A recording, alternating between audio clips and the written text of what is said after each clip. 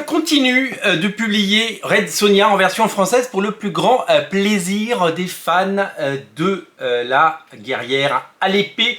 Et oui, après les Red Sonja de Amichu, après les Red Sonja classiques, souvenez-vous, réédité en 4 volumes, eh bien, voici le second tome de la série de Gail Simone. Gail Simone, vous le savez, c'est la nouvelle scénariste de Uncanny X-Men, et c'est une scénariste qu'on aime beaucoup, qui a évidemment laissé son empreinte sur la série Red Sonja, et qui continue eh bien, de nous régaler avec ces histoires qui sont magnifiquement dessinées par Walter Geovani.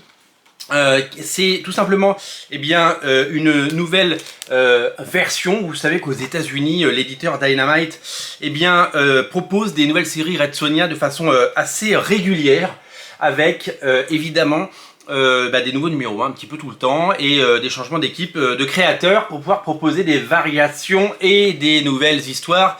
Tant qu'ils ont la licence, eh bien, ils en profitent. Ce second tome reprend les épisodes, si je ne me trompe pas, 7 à 12.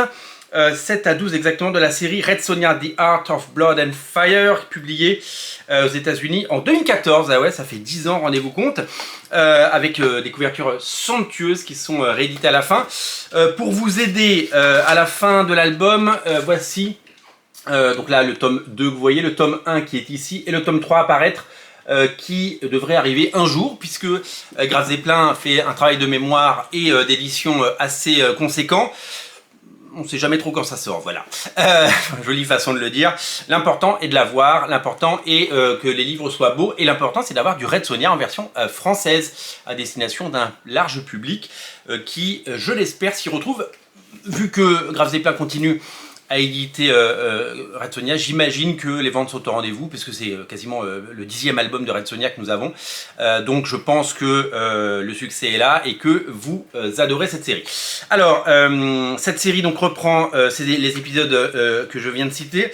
À la fin, comme je vous le disais, l'édition est assez complète, puisque nous avons une galerie de couvertures qui reprend eh bien, les différentes variantes, parce que chez Dynamite, les variantes, c'est quelque chose de sacré, avec des auteurs comme Amy Reader, Stéphanie Buscema. Alors, est-ce que Stéphanie Buscema fait partie de la famille Buscema?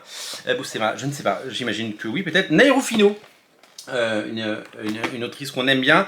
Donc Stéphanie Buscema avec son style cartoony.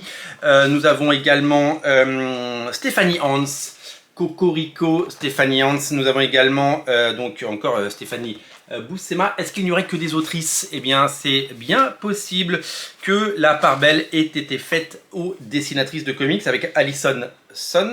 C'est drôle de s'appeler Alison Son.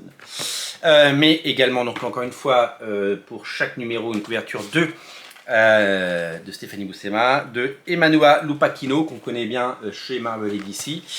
Je vous en montre encore quelques-unes. Joyce Chin, formidable illustratrice, épouse de Arthur Adams, et hyper talentueuse, qui a fait des merveilles tout au long de sa carrière. Voilà. Donc, si vous êtes fan de Red Sonja, vous savez ce qu'il vous reste à faire.